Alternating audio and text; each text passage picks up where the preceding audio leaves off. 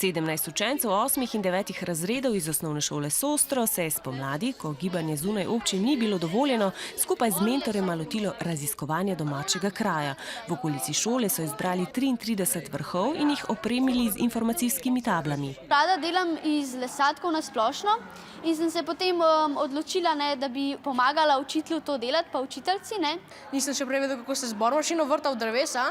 Je učitelj nam razložil, kaj vse moraš uporabljati zraven. Rad pomagam pri projektih, ker se mi zdi, da bo to koristilo. Učili so se delati z lesem, oblikovanja, zemljepisa in gorništva. Veščine in znanje so povezovali in razvijali, širili in nadgrajevali šolsko snov, poglabljali sodelovanje.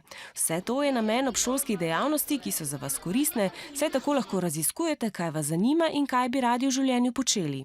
Imam take družinske člane, da nekaj, kar oni delajo, mene zelo hitro to navduši. Včasih me vse zanima, včasih pa ne, zelo rada berem in pa me knjige zelo zanimajo.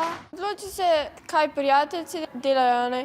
Če bi bila sama, bi mi bilo kar dolg čas, pa bi bilo mogoče brez veze malo. Tudi novinarko Vala 202 Marušo Kerec je v osnovni šoli zanimalo to, kar je zanimalo njene prijateljice, malo tudi to, kar je zanimalo njene starše. Obiskovala je glasbeno šolo, lutkovni in planinski krožek, se učila tujih jezikov. Pravi, da ji vse, kar je počela v mladosti, danes pri njenem delu zelo koristi. Se imaš pogovarjati o čem, če obiskuješ interesne dejavnosti, če se vključuješ v različne družbe. Sčasoma ti več ni nerodno, se znaš pogovarjati z vsemi in vsem. Podobne izkušnje ima tudi Igor Bračič, glasbenik, scenarist in improvizator.